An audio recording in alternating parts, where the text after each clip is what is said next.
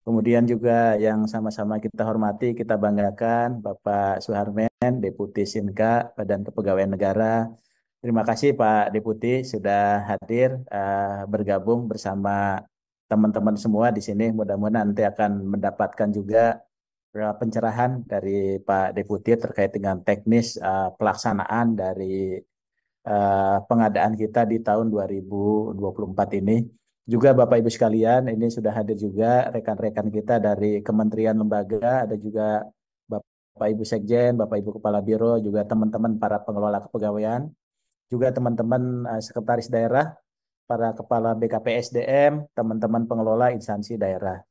Terima kasih sekali lagi atas kehadiran Bapak Ibu sekalian mengikuti kegiatan ini dan saya kira ini peserta nih Pak Deputi Pak Arman cukup banyak sekali yang sudah gabung Bu Ses bersama kita di sini dan tentunya kita ingin mengefektifkan waktu saja sehingga tidak bisa langsung bertemu tapi saya kira yang paling penting adalah Bapak Ibu sudah banyak sekali mempersiapkan hal-hal tinggal bagaimana mengeksekusi nanti untuk proses pelaksanaan apa namanya pengadaan di tahun 2024.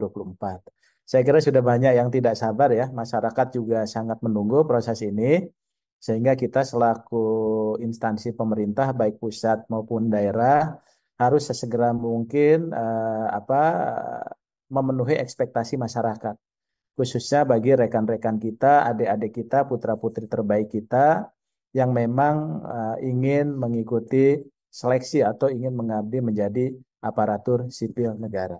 Apalagi data dari BKN menunjukkan bahwa saat ini kita masih butuh gitu ya ASN-ASN khususnya untuk menjawab tantangan-tantangan kita ke depan ya. Walaupun saat ini jumlahnya sudah 4,6 juta, mungkin nanti ada data terbaru mungkin dari Pak Deputi ya. Itu mungkin nanti akan lebih berkembang lagi. Apalagi nanti ada pengembangan untuk talenta-talenta bukan hanya PNS tapi juga pegawai pemerintah dengan perjanjian kerja atau di P3K. Nah, Bapak Ibu, rekan-rekan sekalian, arah kita dari aspek kebijakan memang untuk formasi saat ini, bahkan di tahun 2021 sampai dengan saat ini, formasi untuk P3K masih terbuka lebar karena memang ini menjadi satu kebutuhan. Bukan saja untuk penyelesaian tenaga non-ASN, tapi juga kita butuh orang-orang hebat yang bukan hanya PNS, tapi juga P3K. Nah, makanya kalau kita lihat komposisi untuk jabatan fungsional kita, itu apa namanya terus naik. Ya, sekarang ini sudah hampir 70%. Karena ini termasuk juga rekrutmen bagi teman-teman yang P3K, pegawai pemerintah dengan perjanjian kerja. Nah, ini penting Bapak Ibu sekalian. Jadi kita pun mungkin putra-putri kita tidak perlu dihadapkan bahwa ketika jadi ASN itu harus PNS, tidak juga gitu ya. Jadi silahkan aja ada pilihan kalau memang ada kesempatan di PNS silahkan sesuai dengan kualifikasi, kompetensi dan kebutuhan organisasinya. Tapi memang apabila dibutuhkan dia untuk yang P3K itu juga tidak tutup kemungkinan. Jadi kesempatannya itu masih terbuka lebar. Nah, oleh sebab itu penting Bapak Ibu teman-teman sekalian untuk melihat kira-kira kebijakan kita ke depan ya untuk pengadaan ini menjadi penting. Nah, selanjutnya Bapak Ibu sekalian, langkah-langkah strategis juga nanti kayaknya ngeblank deh. Ya, coba yang lagi mencari. Ya, mohon maaf nih Bapak Ibu sekalian. Saya lanjut ya. Kemudian yang kedua, Bapak Ibu sekalian, ini juga penting kita ketahui bersama bahwa setelah ada Undang-Undang 20 2023 tentang ASN, tentunya kita juga perlu kembali menata kembali regulasi-regulasi terkait dengan pengadaan ASN. Dan ini Bapak Ibu, teman-teman sekalian, ini sudah terbit Permen 46 tahun 2024. Dan ini belum lama juga melalui proses pengundangan. Jadi yang menjadi dasarnya adalah tadi Permen 46 2024 ini bukan tentang pengadaan PNS atau P3K, tapi tentang pengadaan aparatur sipil negara. Tentang pengadaan aparatur sipil negara. Dan ini melalui proses yang cukup panjang. Nah, kemudian juga nanti kita sedang mempersiapkan beberapa keputusan Menteri Pan RB terkait turunan dari Permenpan 6 2024. Sehingga nanti akan ada fleksibilitas di dalam sistem pengaturannya. Nah, dengan demikian, maka Bapak Ibu sekalian, harapannya nanti setelah permen ini kita akan segera membuat regulasi-regulasi selanjutnya supaya bisa memberikan fleksibilitas di dalam sistem pengaturannya. Nah, yang menjadi arah kebijakan kita untuk prioritas kita tetap kami sampaikan berkali-kali, termasuk juga ini selalu disampaikan oleh Pak Menteri, adalah kaitan dengan fokus untuk pelayanan dasar, guru dan kesehatan. Ini mohon fokus khususnya untuk teman-teman di daerah. Termasuk juga ini akan terkait dengan penyelesaian tenaga non-ASN di lingkungan instansi pemerintah. Nah, yang lebih penting adalah Bapak Ibu, teman-teman sekalian, untuk instansi pusat, untuk talenta-talenta baru ini mungkin akan diarahkan ke IKN. Nah, jadi bagi instansi pusat, bahwa rekrutmen tahun ini nanti diutamakan untuk ke IKN.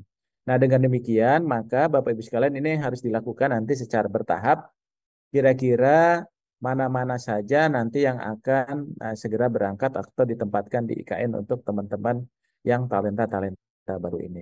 Karena di sana sistem pemerintahannya memang sudah digital dan sebagainya, maka kita butuh tenaga-tenaga tadi, orang-orang yang memiliki talenta-talenta terbaik dalam rangka melaksanakan tugas-tugas pemerintahan, pembangunan, dan pelayanan publik. Nah, kita pun mendorong di dalam Perpa BKN itu juga mengurangi sedapat mungkin rekrutmen jabatan memang yang terdampak transformasi digital. Nah, makanya Bapak Ibu ketika diperpal oleh teman-teman BKN mungkin ada jabatan-jabatan yang tidak selaras gitu ya. Nah, itu mungkin itu nanti dipertimbangkan. Nah, dengan demikian faktor-faktor ini nanti dari kebijakan kita supaya memperhatikan. Nah, Bapak Ibu, teman-teman sekalian, dari arah kebijakan kita sebetulnya dari mulai awal kita sudah memasuki beberapa tahapan. Ya, dari mulai ada surat permintaan kebutuhan, ada usulan yang melalui platform digital, termasuk izin prinsip, sarana prasarana, pertimbangan teknis BKN dan sebagainya. Maka kita harus sudah sekarang menetapkan formasi nasional dan kebutuhan ASN ya setelah mendapatkan Pertek BKN dan pendapat Menteri Keuangan. Nah, dengan demikian kami sekarang sudah mempersiapkan khususnya yang untuk CPNS ya nanti segera mungkin juga untuk P3K untuk tahapan kita saat ini. Nah, oleh sebab itu saya kira teman-teman kan sudah terbiasa juga melaksanakan pengadaan ini. Nah, harapannya nanti Bapak Ibu sekalian dengan adanya penetapan nanti yang akan kami serahkan ke Bapak Ibu sekalian itu sudah bisa sesegera mungkin dilaksanakan. Karena nanti mungkin dari Pak Deputi, dari Pak Harmen juga akan menyampaikan beberapa poin teknis dan sesungguhnya ketika proses penetapan itu sudah dilakukan dan disampaikan kepada Bapak Ibu sekalian, nanti BKN sudah mengambil langkah-langkah antisipatif untuk jadwal-jadwal penyelesaiannya. Ya, kemarin tahap awal sekolah kedinasan sudah berjalan. Nanti untuk CPNS, nanti juga untuk P3K. Jadi tahapan fleksibilitas ini sudah kita jalankan ya. Kemarin untuk sekolah kedinasan, ya kemudian juga ada CPNS, kemudian nanti ada P3K. Nah, Bapak Ibu sekalian, cuma sayangnya memang dari proses yang sedang kita lakukan ini, dari 2,3 juta yang sudah disiapkan, itu hanya kurang lebih 1,3 juta. Ya, yang total usulan ya baik CPNS pusat maupun daerah, termasuk juga P3K. Nah, P3K itu karena memang kita sebetulnya dari 1,2 juta itu nanti juga kita akan menunggu hasil perpal dari BKN. Kemudian nanti kita akan mengambil kebijakan-kebijakan apa untuk penyelesaian tenaga non ASN khususnya melalui proses P3K. Nah, Bapak Ibu sekalian, bagi teman-teman P3K yang sudah 1 tahun, nanti kalau ingin melamar CPNS itu juga dipersilahkan, ya. Tapi paling kurang 1 tahun dia tidak harus berhenti dulu dari P3K-nya, ya. Jadi kalau dia tidak diterima, dia bisa kembali ke P3K-nya. Nah, ini Bapak Ibu sekalian, ini dari penetapan tahun 2024 untuk CPNS ini telah ditetapkan kebutuhan CPNS secara nasional ya itu melalui Kepmenpan 289 tahun 2024 ya. Jumlah kebutuhan CPNS di 2024 ini sebesar 284.400 54. Nih, yang terdiri dari kebutuhan instansi pusat ada 130.341, kemudian kebutuhan daerah itu 148.013 dan kebutuhan CPNS dari lulusan sekolah kedinasan ada 6.027. Jadi ini kesempatan barangkali yang cukup lumayan besar untuk memberikan ruang kepada putra-putri terbaik kita untuk mengikuti seleksi uh, di aparatur sipil negara. Nah, oleh sebab itu, Bapak Ibu sekalian, ini proses-proses ini yang harus kita lihat nanti.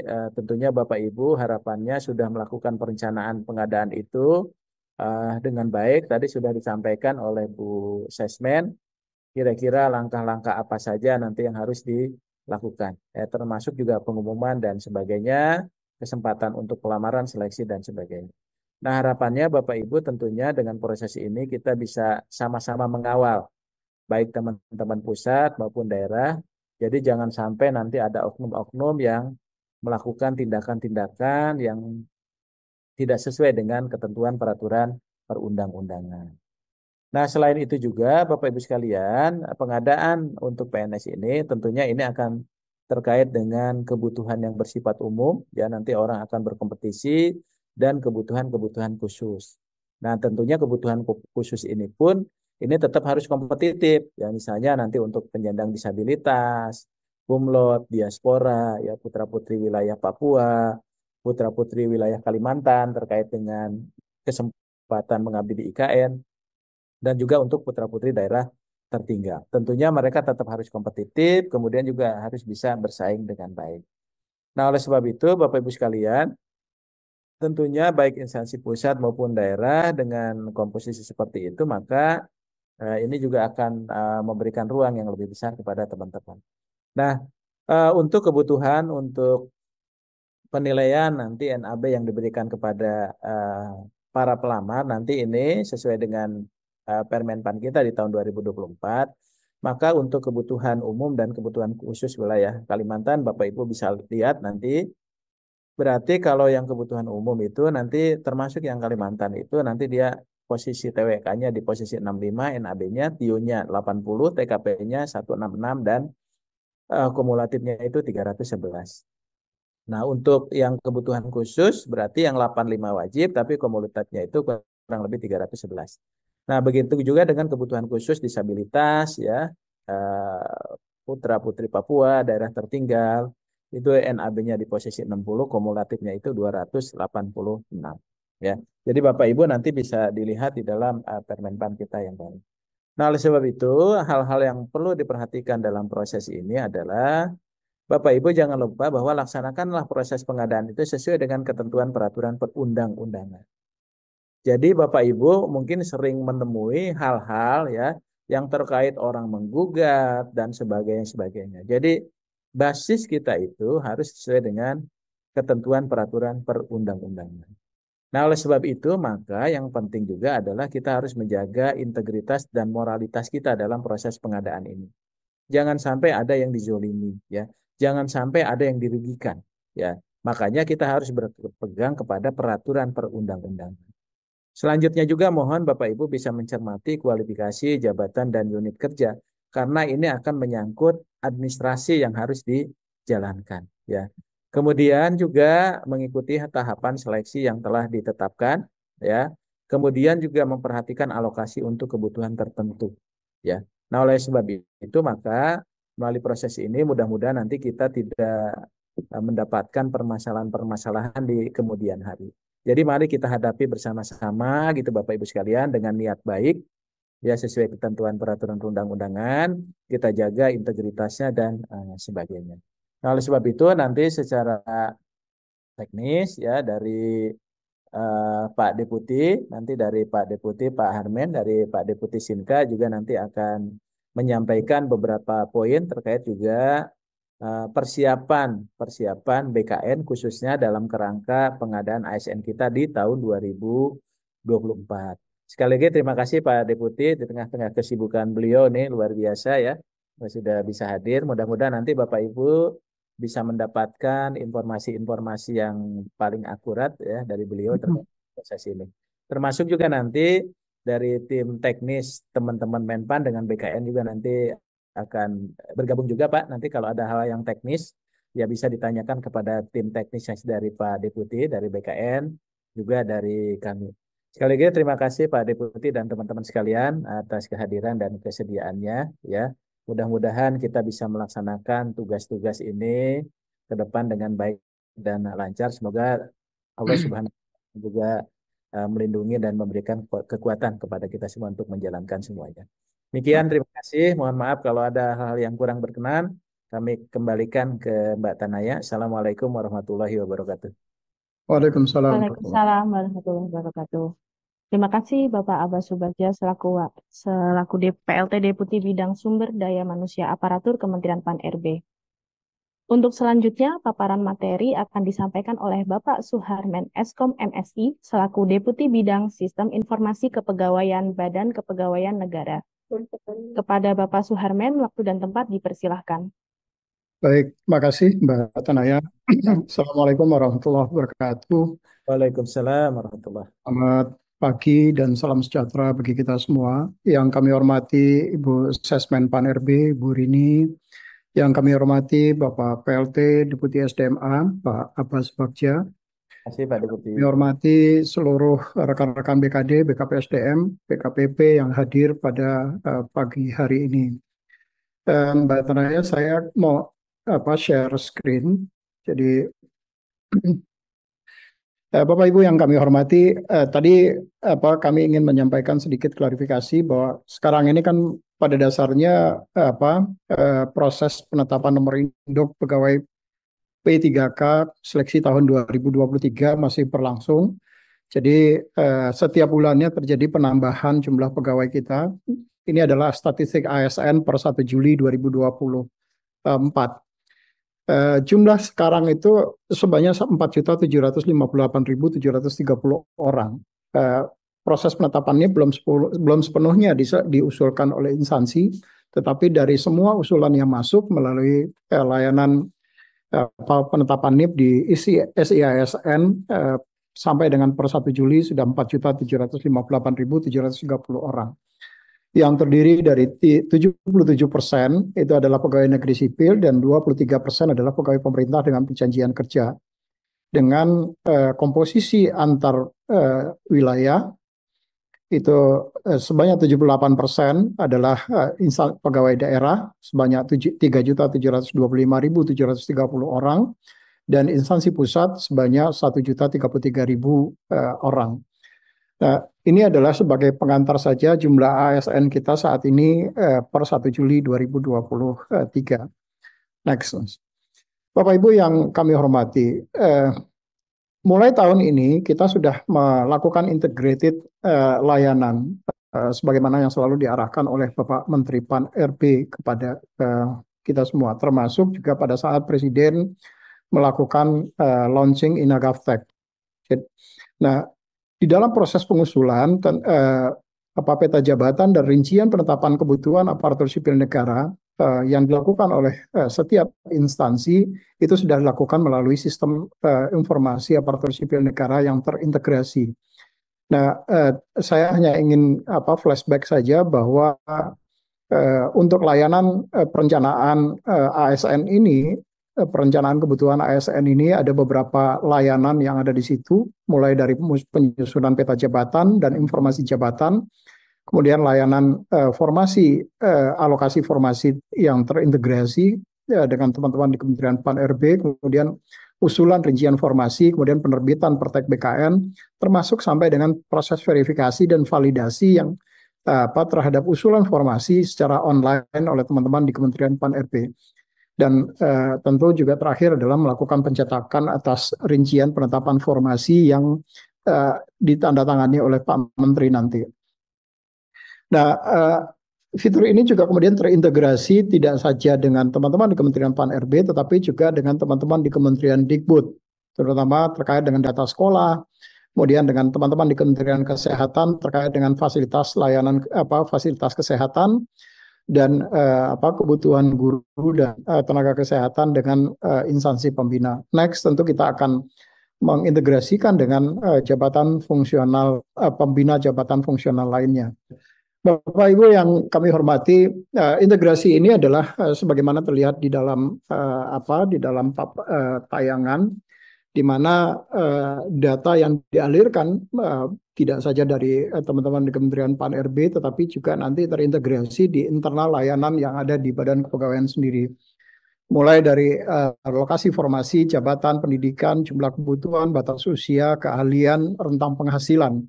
Semua data-data ini kemudian nanti akan dialirkan masuk ke dalam sistem seleksi calon aparatur sipil negara.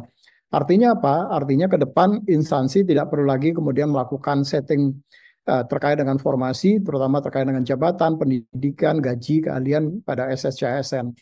Dan BKN tentu juga tidak perlu lagi melakukan validasi formasi pada SSCASN karena data dari SIASN sebagaimana yang telah Bapak Ibu input sebelumnya kemudian ditarik melalui web service ke dalam sistem layanan sistem seleksi calon aparatur sipil negara. Termasuk di dalamnya juga terkait dengan data pendukung data pendukung yang dibutuhkan di dalam seleksi ini, terkait mulai dari referensi jabatan sampai dengan referensi pendidikan. Next. Nah, pada akhirnya nanti begitu selesai seleksi dilakukan, data kemudian kembali dialirkan ke SIASN untuk dilakukan proses penetapan nomor induk pegawai pada saat yang bersangkutan kemudian diangkat menjadi calon aparatur sipil negara. Nah, data formasi pada SSCASN yang terintegrasi juga dengan layanan kebutuhan perencanaan ini itu pada dasarnya untuk menjamin bahwa data penetapan formasi itu akan konsisten dengan data formasi di sistem calon aparatur sipil negara sampai dengan nanti penetapan usulan nomor induk pegawai ataupun nomor induk pegawai pemerintah dengan perjanjian kerja. Kami di Badan Kepegawaian Negara juga sudah menyiapkan beberapa portal dalam konteks untuk sistem seleksi ini, terutama terkait dengan portal ASN Karir yang nanti tentu saja akan menginformasikan kepada calon pelamar informasi terkait dengan jabatan yang akan dilamar, uraian dari jabatan tersebut, termasuk dengan rentang penghasilan yang akan diterima oleh yang bersangkutan. Kemudian juga beberapa layanan yang memang telah ada sebelumnya seperti registrasi admin yang agar seluruh proses seleksi ini juga kemudian dapat dipertanggungjawabkan sehingga user-user yang kemudian dapat mengakses terhadap sistem tentu saja juga harus terregistrasi dengan baik. Kemudian juga ada layanan admin, layanan pendaftaran, verifikasi, pengolahan nilai, helpdesk maupun dashboard dan layanan terintegrasi. Nah, beberapa fitur tentu saja nanti pada akhirnya akan dilakukan penyesuaian, akan sangat tergantung pada penetapan peraturan dari Pak Menteri Pan-RB terkait dengan pedoman pelaksanaan seleksi tahun 2024 ini. Next. Ini adalah mekanisme registrasi admin nanti Bapak Ibu. Jadi mohon Bapak Ibu PPK, pejabat pembina kepegawaian, menunjuk satu orang pegawainya untuk menjadi admin di instansi pada sistem seleksi calon aparatur sipil negara. Nah, penugasannya juga nanti langsung diupload di sistem dokumen penunjukan penugasan yang bersangkutan. Nah, setelah yang bersangkutan ditunjuk sebagai admin, maka lanjut next. Admin nanti akan bisa melakukan beberapa setting untuk instansi pusat misalnya dapat melakukan pengelompokan formasi untuk jabatan dengan kualifikasi pendidikan yang sama. Begitu juga dengan instansi juga dapat melakukan pecah formasi dari jenis formasi umum ke khusus pada menu formasi dan melakukan setting persyaratan dokumen apa saja yang kemudian diperlukan yang perlu dilengkapi oleh calon pelamar. Next. Ini adalah bentuk portal ASN Karir yang nanti akan juga menjadi informasi kepada seluruh calon pelamar terkait dengan setiap jabatan yang akan dilamar. Misalnya terkait dengan jabatan peranata ahli komputer, misalnya peranata komputer. Apa saja sebetulnya kualifikasi yang diperlukan dalam jabatan tersebut. Kemudian kalau yang bersangkutan diterima atau yang bersangkutan mendaftar, apa saja nanti uraian tugas yang akan dilakukan oleh yang bersangkutan. Nah, Bapak Ibu juga kemudian bisa memasukkan atau menambahkan kalau ada persyaratan-persyaratan keahlian spesifik yang diperlukan. Misalnya yang dibutuhkan dari peranata ahli komputer misalnya adalah orang yang mengerti mengenai cyber security misalnya.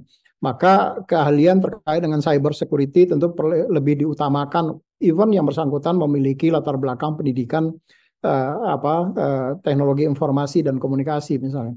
Tetapi karena teknologi informasi dan komunikasi tadi memiliki banyak sekali jurusan, mulai dari programming, UI, UX, termasuk juga yang bertanggung jawab di sisi back end misalnya, atau termasuk yang bertanggung jawab sisi networking misalnya, maka keahlian spesifik yang dibutuhkan supaya kita kemudian bisa mendapatkan orang yang tepat sesuai dengan jabatan yang dibutuhkan, maka bisa dimasukkan kualifikasinya di dalam portal ASN Karir ini. Nah, di dalam portal ASN Karir itu juga nanti akan terlihat daftar formasi apa saja yang kemudian dibuka dibuka kepada seluruh calon pelamar. Next. Nah, itu adalah sebagai pengantar Bapak Ibu di dalam terkait dengan kesiapan sistem yang sudah dilakukan oleh Badan Kepegawaian Negara. Nah, sebelum kita nanti mengikuti seleksi, tentu ada beberapa persiapan yang harus dilakukan terutama oleh Bapak Ibu di panitia instansi. Kami tentu berharap Bapak Ibu sudah melakukan evaluasi atas pelaksanaan seleksi sebelumnya. Dan yang kedua, pada persiapan Bapak Ibu perlu menugaskan satu orang pegawai sebagai admin di sistem, dan Bapak Ibu perlu betul menyusun petunjuk teknis terkait dengan seleksi administrasi dan mekanisme jawaban sanggah. Nah, terkait dengan petunjuk teknis seleksi administrasi ini, mohon berhati-hati betul, karena setiap tahun kami selalu menemukan hal yang sama, di mana pada saat Bapak Ibu melakukan seleksi administrasi, ada orang yang seharusnya tidak eligible atau seharusnya yang bersangkutan tidak lulus seleksi administrasi, tetapi kemudian Bapak Ibu luluskan. Karena seleksi administrasi ini adalah menjadi tanggung jawab panitia instansi, maka mohon berhati-hati betul pada saat Bapak Ibu akan melakukan seleksi administrasi. Bahkan bisa juga terjadi sebaliknya, orang yang kemudian seharusnya tidak lulus seleksi administrasi, tetapi kemudian Bapak Ibu luluskan. Nah, hal-hal yang seperti ini tentu pada akhirnya akan sangat mengganggu dan akan menjadi subjek sanggahan yang disampaikan oleh calon para peserta. Yang kedua yang juga perlu disiapkan adalah konsep pengumumannya, termasuk syarat pendaftaran yang memang diperlukan di dalam jabatan-jabatan tadi. Nah, yang tahun lalu banyak sekali bermasalah atau kami temukan banyak sekali aduan yang disampaikan oleh masyarakat terkait dengan format surat lamaran dan segala macam yang terkait dengan form-form yang Bapak Ibu perlukan. Nah, tolong kalau memang ada kebutuhan terkait dengan form ini, maka form-formnya tadi harus sudah ditayangkan di dalam pengumuman SSCASN. Sehingga para peserta tadi itu bisa mendownload format-format tadi untuk mereka isi sesuai dengan format yang Bapak Ibu butuhkan. Jangan sampai nanti di dalam seleksi administrasi Bapak Ibu tidak menggagalkan seseorang karena format surat lamarannya tidak sesuai dengan format surat lamaran yang seharusnya disampaikan. Sementara Bapak Ibu juga kemudian tidak menyampaikan format surat lamarannya harus seperti apa, ditujukannya kepada siapa. Nah, ini kemarin banyak sekali kami menemukan persoalan yang sifatnya administratif, tetapi kemudian jadi menggugurkan. Padahal kalau kita kemudian bisa transparan dari awal, bentuk format surat lamarannya seperti apa, mereka kemudian bisa mengikuti itu dengan baik. Maka kalau yang bersangkutan tidak mengikuti itu, kita kemudian bisa Bapak Ibu tentu bisa menggugurkan yang bersangkutan atau men-TMS-kan. Nah, tetapi kalau formatnya kemudian tidak Bapak Ibu sampaikan di sistem, akhirnya semua orang kemudian berusaha untuk mencoba mencari tahu sendiri bagaimana format surat lamarannya, akhirnya tidak sesuai dengan ekspektasi Bapak Ibu. Nah, itu yang kemudian pada akhirnya digugurkan atau di TMS-kan. Nah, seharusnya kalau memang itu diperlukan, maka tolong formatnya tadi itu disiapkan betul dan nanti ditayangkan di dalam di SSCSN-nya. Termasuk juga tadi sudah disampaikan oleh Ibu Sesmen maupun Pak Aba terkait dengan seleksi kompetensi bidang. Kalau memang akan ada Bapak Ibu seleksi kompetensi bidang tambahan, maka pedoman seleksi kompetensi bidang tambahan ini sudah harus disampaikan dari awal. Jangan nanti pedomannya baru Bapak Ibu sampaikan setelah pelaksanaan seleksi kompetensi bidangnya. Itu akan menjadi tidak fair karena akan ada potensi kita dituduh melakukan mentarget seseorang. Jadi kalau memang akan ada seleksi kompetensi bidang tambahan seperti tahun lalu misalnya SKTT misalnya untuk guru, maka dari awal sudah harus diumumkan, even sebelum dilakukan pendaftaran. Apa saja yang kemudian dipersyaratkan di dalam SKTT misalnya, itu harus sudah diumumkan dari awal. Jangan sampai nanti pengumumannya baru muncul setelah pendaftarannya dibuka. Jadi hal-hal yang seperti itu akan menjadi subjek untuk sanggahan. Jadi kalau memang Bapak Ibu akan menyelenggarakan SKTT, maka SKTT-nya tadi sudah harus disampaikan sejak awal sebelum pendaftaran ini dibuka. Yang berikutnya adalah kalau Bapak Ibu akan melaksanakan titik lokasi mandiri, walaupun kemarin banyak sekali kami menerima surat yang tadinya sudah menyelenggarakan mandiri, tetapi tahun ini akan menyelenggarakan di titik lokasi BKN, maka tentu bagi Bapak Ibu yang akan menyelenggarakan secara mandiri, maka mohon sarana dan prasarana serta anggarannya tentu saja perlu disiapkan, termasuk penyiapan sarana dan prasarana ini juga harus sesuai dengan standar yang sudah ada di dalam peraturan BKN. Bagaimana standar sarana dan prasarana yang dibutuhkan untuk pelaksanaan seleksi kompetensi dasar yang dilakukan secara mandiri oleh di titik lokasi Bapak Ibu. Dan tentu saja kalau ini dilakukan secara mandiri, Bapak Ibu perlu menyiapkan SDM, mulai dari SDM yang nanti terkait dengan melakukan seleksi administrasi, termasuk nanti pada saat menjawab sanggah.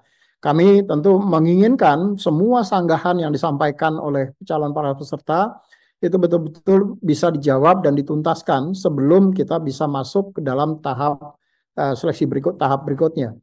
Sehingga tidak ada kemudian pengaduan yang menggantung yang kemudian berpotensi menimbulkan gugatan secara hukum oleh para peserta.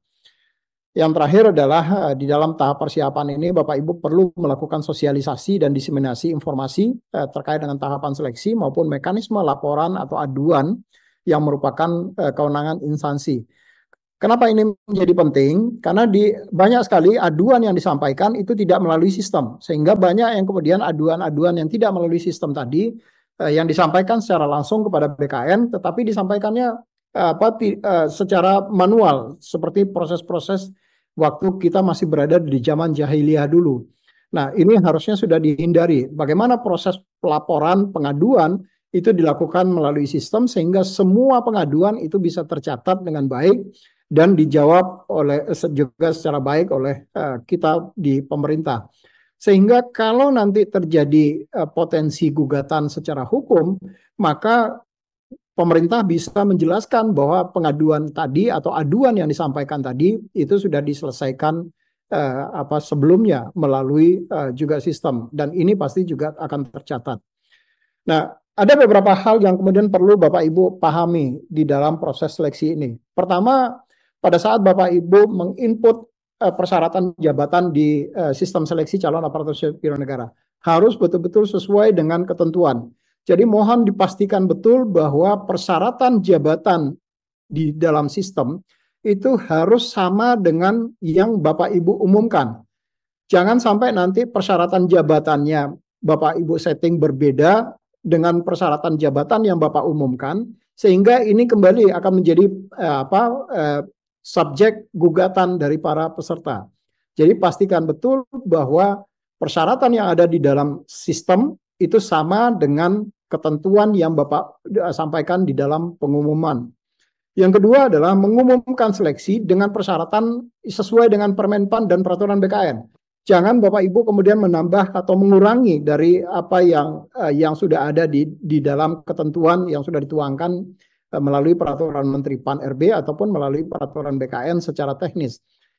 Yang berikutnya adalah kami melalui sistem seleksi tidak akan memfasilitasi instansi mengajukan revisi kebutuhan formasi termasuk merubah persyaratan administrasi pada saat pendaftaran sedang berlangsung. Jadi kalau Bapak Ibu akan melakukan perubahan, tetapi perubahannya setelah pendaftaran dibuka, maka ini juga akan kembali menjadi subjek gugatan oleh para peserta. Dan kami menemukan banyak sekali kemarin gugatan yang disampaikan itu akibat dari seleksinya sudah dibuka, sudah ada pendaftaran yang mendaftar, tetapi kemudian Bapak melakukan revisi terhadap di dalam sistem SSCASN-nya. Nah, revisinya seringkali kemudian celakanya antara di SSCASN-nya tidak konsisten dengan yang ada di dalam pengumumannya. Nah, ini tentu akan menjadi subjek gugatan dari para peserta.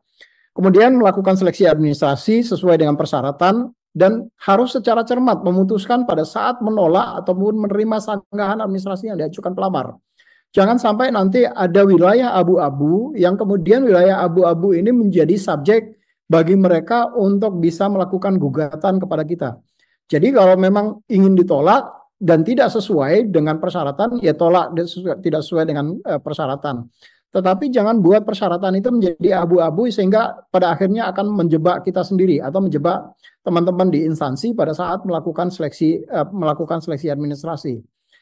Dan berikutnya adalah memastikan semua sanggahan yang menjadi kewenangan instansi itu dijawab. Kalau yang menjadi kewenangan BKN nanti kami bisa memastikan semua persanggahan yang masuk ke BKN itu juga akan dipastikan dijawab sanggahannya 100% selesai. Dan yang terakhir adalah panitia seleksi instansi wajib memahami rangkaian dari tahapan seleksi calon aparatur sipil negara sebagaimana tadi disampaikan oleh Pak PLT Deputi SDMA. Next. Ini adalah titik lokasi yang ada di BKN saat ini yang nanti tentu saja akan kami gunakan untuk seluruh proses rangkaian seleksi. Ada di BKN Pusat, ada di 14 kantor regional dan 21 kantor UPT. Nanti tentu juga akan ada beberapa titik lokasi mandiri yang kami belum bisa tentukan, nanti tentu akan sangat tergantung kepada besarnya jumlah pendaftar yang ada di lokasi tersebut dan tentu ketersediaan anggaran dari Kementerian Keuangan. Sementara kalau titik lokasi luar negeri seperti sebagaimana tahun-tahun sebelumnya, karena masih ada kita akan mengakomodasi diaspora, maka kami tentu juga akan membuka titik lokasi luar negeri yang nanti insya Allah tentu akan bekerja sama dengan teman-teman di Kementerian Luar Negeri, baik itu di kedutaan besar ataupun di konsulat jenderal kita di luar negeri. Bahkan kalau kita tidak memiliki fasilitas konsulat jenderal, mungkin kita juga akan bekerja sama seperti kemarin di Taiwan. 2 tahun ini kita bersama-sama dengan teman-teman di Komisi Kamar Dagang Ekonomi Indonesia di Taiwan. Mudah-mudahan tahun ini kita juga masih bisa difasilitasi oleh teman-teman di KDEI Indonesia di Taiwan. Next. Ini adalah rancangan nilai ambang batas yang tadi sudah disampaikan oleh Pak PLT Deputi SDMA. Saya hanya ingin menegaskan beberapa hal terkait dengan bagaimana bobot jawaban terkait dengan tes wawasan kebangsaan dan tes intelijensi umum. Untuk 2 jenis ini tentu akan penilaiannya adalah benar dan salah. Kalau benar itu akan mendapat poin 5, kalau salah akan mendapat poin 0. Kalau tidak menjawab maka tentu nilainya adalah 0. Sementara terkait dengan tes karakteristik pribadi, maka di sini tidak bisa ditentukan benar atau salah. Maka yang bisa dilakukan adalah kalau jawabannya paling mendekati atau paling sesuai dengan ekspektasi, maka tentu akan mendapatkan skor 5, tetapi kalau itu jauh dari ekspektasi yang diharapkan, maka tentu nanti nilainya adalah 1. Tetapi kalau tidak menjawab tentu akan nilainya 0. Nah, mereka yang lulus SKD itu adalah yang memenuhi nilai ambang batas dan atau berperingkat terbaik. Nanti pengumuman hasil SKD yang berhak untuk bisa mengikuti ke tahap berikutnya itu adalah 3 kali jumlah kebutuhan jabatan. Jadi kalau jabatan peranata komputer misalnya dibutuhkan 5 orang di instansi Bapak Ibu, maka nanti yang bisa ikut ke SKB-nya adalah 3 kali 5 atau 15 orang terbaik ya dari orang-orang atau mereka-mereka yang telah memenuhi nilai ambang batas terbaik diurut sebanyak 15 orang. Kemudian jika pelamar memperoleh nilai SKD yang sama dan berada pada batas 3 kali jumlah kebutuhan jabatan, maka penentuan kelulusan SKD-nya secara berurutan mulai dari nanti dilihat dulu tes karakteristik pribadinya. Kalau nilai tes karakteristik pribadinya misalnya si A, si B, si C, totalnya SKB-nya adalah sama. Tetapi kemudian mereka juga berada pada urutan katakanlah 15 misalnya. 15, 16, 17 itu nilainya sama semua. Nah, nanti akan dilihat yang bisa masuk apakah di antara si A, si B, dan si C tadi nilai TKP-nya sama atau tidak. Kalau ternyata nilai TKP-nya sama, maka kemudian akan dilihat tes intelijensi umumnya. Kalau nilai tes intelijensi umumnya juga sama, maka akan dilihat tes wawasan kebangsaannya. Kalau ternyata juga masih sama, maka tiga-tiganya diikutkan ke dalam SKB. Tetapi kalau nanti ternyata nilai TKP-nya yang satu lebih tinggi dari yang lain, maka yang satu katakanlah si B itu lebih tinggi dari si A, maka tentu yang bisa ikut adalah si B karena TKP-nya lebih tinggi. Tetapi kalau misalnya TKP-nya si A dan si B itu sama, tetapi TWK-nya si B ternyata lebih tinggi, maka nanti juga si B yang bisa ikut. Jadi itu mekanisme nanti cara penentuan orang yang bisa masuk di dalam masuk ke tahap berikutnya itu SKB. Next. Nah, ini alur pengadaan calon aparatur sipil negara tahun 2024, Bapak Ibu. Jadi nanti Bapak Ibu harus melakukan rincian formasi pada ESI ASN, ini sudah dilakukan. Kemudian usulan rincian formasi ASN sudah diverbal oleh teman-teman di Kementerian PAN-RB dan BKN. Kemudian nanti akan dilakukan setelah ditetapkan oleh Pak Menteri, baru kemudian akan diumumkan pengadaan calon aparatur sipil negara ini sekarang ini baru akan kita mulai untuk calon pegawai negeri sipil sebagaimana tadi disampaikan oleh Pak Deputi SDMA.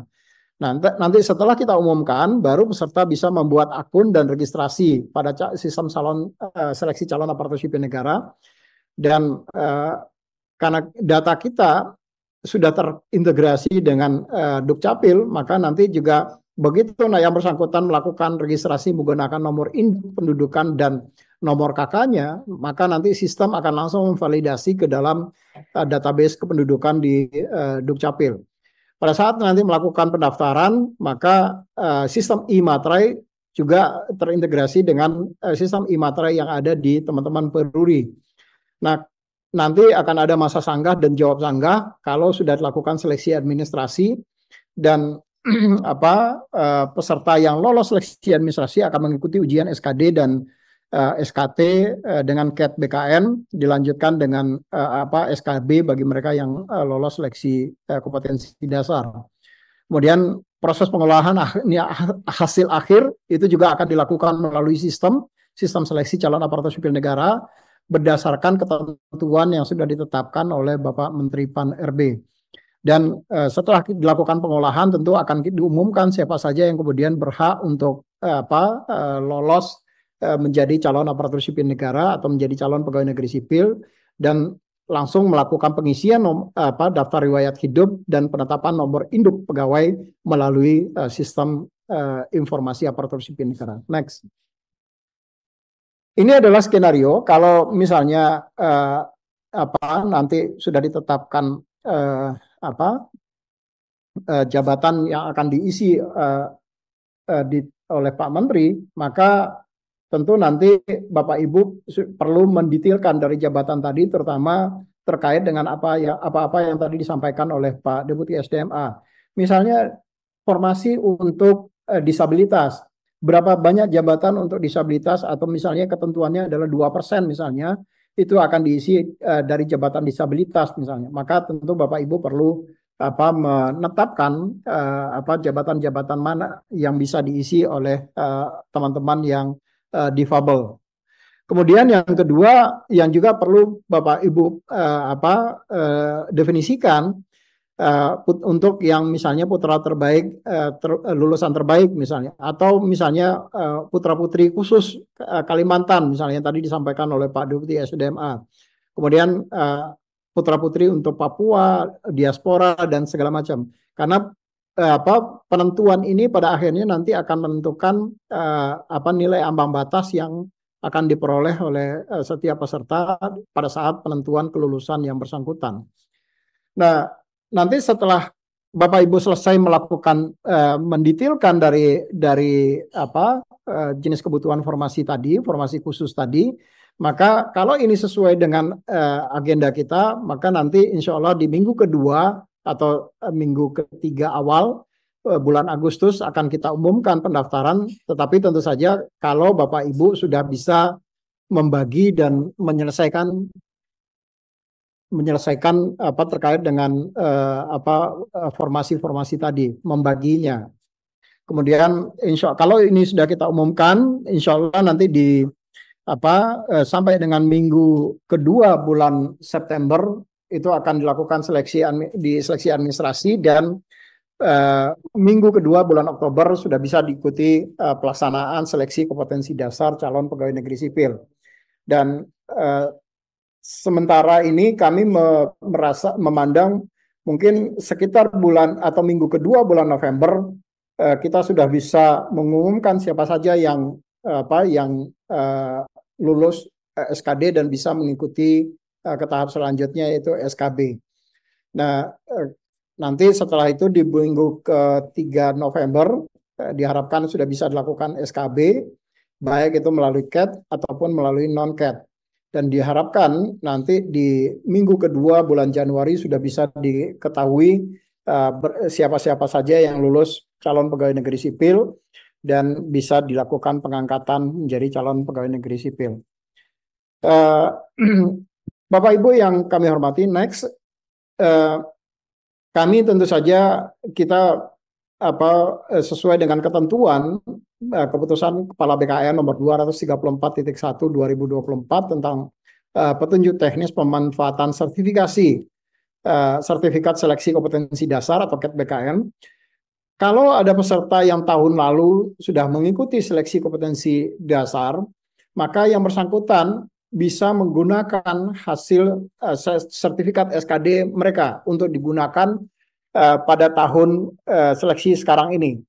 Jadi di dalam ketentuan tersebut, peserta hanya dapat mengikuti SKD sebanyak 1 kali dalam 1 tahun anggaran. Jadi kalau mereka kemudian juga bisa yang sudah lulus SKD sudah di atas nilai ambang batas dan tidak mau mengikuti seleksi atau SKD pada tahun ini, maka yang bersangkutan bisa menggunakan sertifikat SKD tahun lalu, tetapi hanya boleh digunakan untuk 1 periode pengadaan CASN berikutnya. Jadi artinya kalau mereka ikut seleksi SKD tahun 2023, maka sertifikatnya bisa digunakan untuk SKD tahun 2024. Tetapi tentu saja nanti nilai yang akan diambil adalah nilai terbaik. Jadi kalau tahun ini ternyata nilai nilai yang diajukan. Jadi kalau nilai SKD-nya menggunakan nilai SKD tahun sebelumnya, maka tetapi yang kemudian yang bersangkutan mengikuti SKD lagi, maka nilai SKD yang disertifikatnya gugur. Yang bersangkutan akan ikut berarti menggunakan nilai SKD. Jadi tidak ada memilih nilai SKD terbaik. Jadi yang dipakai adalah pilihannya yang bersangkutan ikut SKD atau yang bersangkutan tidak ikut SKD tetapi menggunakan sertifikatnya. Jadi ini pilihan yang kita berikan kepada peserta. Nah, bagaimana cara mendownload sertifikatnya? Itu bisa melalui URL https://sertifikat.bkn.go.id. Nanti silakan masing-masing peserta bisa mendownload sertifikatnya dan digunakan pada saat melakukan pendaftaran kalau yang bersangkutan tidak ingin ikut SKD tetapi hanya ingin menggunakan sertifikat kelulusan pada tahun berikutnya. Kemudian dalam hal peserta seleksi pengadaan PNS mengikuti seleksi pada periode berikutnya, maka hasil SKD pada sertifikat sebelumnya itu dinyatakan tidak berlaku. Ya, seperti tadi kami sampaikan, dia sudah mengunggah yang bersangkutan mengunggah sertifikatnya melalui SSCASN, tapi yang bersangkutan ternyata tiba-tiba memutuskan ikut seleksi SKD. Ternyata setelah melakukan pendaftaran yang bersangkutan kemudian mengundurkan diri, ya. Maka yang digunakan adalah pada saat yang bersangkutan mengatakan akan mendaftar mengikuti SKD, maka di situ yang bersangkutan harus mengikuti SKD. Jadi pilihan ada di para peserta dan pemerintah memberikan opsi kepada mereka mau menggunakan yang jalur mana. Apakah menggunakan jalur sertifikat atau ingin tetap menggunakan jalur SKD. Next. Nah, tahun ini kita kembali melakukan pengembangan CAT operating systemnya. Ini adalah tujuannya untuk memudahkan para teman-teman untuk melakukan instalasi. Jadi kami sampaikan sekali lagi bahwa CAT ini hanya bisa jalan di dalam operating system yang kami siapkan. Tidak bisa lagi kemudian menggunakan operating system yang apakah Windows atau Linux. Dipastikan OS-nya tidak bisa CAT-nya nggak akan bisa jalan di OS yang tidak sesuai atau yang tidak kompatibel. Maka mohon nanti terutama bagi teman-teman yang akan menyelenggarakan melalui titik lokasi mandiri, maka mohon nanti diinformasikan untuk bisa dilakukan instalasi CAT OS-nya. Tujuan kami untuk melakukan menyediakan CAT OS ini adalah tentu saja untuk dalam konteks untuk keamanan. Siapa saja yang kemudian boleh bisa masuk di situ dan siapa saja yang kemudian tidak berhak untuk bisa menggunakan sistem ini. Intinya adalah bagaimana kita bisa melakukan private terhadap sistem CAT OS ini, sistem CAT ini sehingga pihak-pihak yang tidak bertanggung jawab atau pihak-pihak yang ingin mencoba untuk merusak sistem CAT itu bisa diprotek sejak awal melalui operating system yang disiapkan. Yang berikutnya yang juga kami harapkan adalah melalui CAT OS ini kita berharap bahwa semua akan bisa dilaksanakan secara clean, secara bersih, bertanggung jawab dan transparan. Tidak ada celah atau jalur orang kemudian bisa melakukan mengakali sistem seperti pada tahun sebelumnya. Mereka menggunakan software mirror dan yang bisa kemudian diakali sistem CAT-nya. Kemudian kami juga mengatur siapa saja yang kemudian bisa memiliki role access kepada sistem. Nah, selain CAT OS, kami juga kemudian menyiapkan SG Browser. Jadi sistem CAT-nya hanya bisa running di dalam browser yang disiapkan. Di dalam SG Browser ini ada beberapa internet yang kemudian kami blok, yang kemudian tidak memungkinkan yang bersangkutan kemudian bisa mencari bantuan dari pihak-pihak lain ataupun melalui Mbah Google misalnya. Kita juga kemudian mencoba untuk mengintroduce fingerprint di mana CAT OS nanti akan memiliki ID yang unik sehingga dipastikan nanti pada saat pelaksanaannya betul-betul bisa dilakukan secara fair bagi semua, termasuk IT security assessment-nya itu juga akan menjadi pertimbangan utama bagi kami di dalam penyelenggaraan seleksi, sebagaimana tadi disampaikan oleh Ibu Sesmen bahwa seleksi ini betul-betul adil, transparan bagi semua orang yang mengikutinya, sehingga tidak ada orang yang merasa dianaktirikan atau tidak ada orang yang kemudian merasa diistimewakan dalam proses seleksi. Semua orang kemudian berhak untuk menjadi calon aparatur sipil negara melalui tentu saja mekanisme pelaksanaan seleksi yang transparan yang bisa dipertanggungjawabkan. Next. Selain menyiapkan dari sisi CAT-nya nanti, kami juga kemudian menyiapkan dari sisi infrastruktur dan keamanan, terutama terkait dengan bagaimana kita melakukan security monitoring terhadap seluruh infrastruktur yang kita gunakan, melakukan ITSA, IT Security Assessment, termasuk sistem enkripsi dan security hardening, itu dilakukan kerjasama dengan teman-teman di Badan Cyber dan Sandi Negara. Bahkan kalau nanti tiba-tiba karena sesuatu hal yang tidak kita kendaki, kemudian terjadi insiden keamanan yang terjadi di lapangan, karena kita tidak tahu apa yang akan terjadi ke depan. Kita tentu tidak bisa memprediksi apa yang belum terjadi, yang akan kita hadapi ke depan. Maka kami sudah bersama-sama dengan teman-teman di Badan Cyber dan Sandi Negara akan mencoba berusaha semaksimal mungkin untuk melakukan pengamanan terhadap semua potensi insiden keamanan dari pemanfaatan teknologi informasi ini. Beberapa hal yang juga kemudian kami siapkan, terutama terkait dengan kebutuhan bandwidth, memastikan bahwa semua akses betul-betul bisa diberikan dengan baik. Kami kerjasama dengan teman-teman di Badan Akselerasi Komunikasi Teknologi Informasi Kominfo, Bakti Kominfo, untuk memastikan semua masyarakat kemudian betul-betul bisa terfasilitasi di dalam seleksi calon aparatur sipil negara ini. Ini adalah yang terakhir dari paparan saya, dan kita tentu berharap bahwa seluruh proses seleksi ini betul-betul bisa dilaksanakan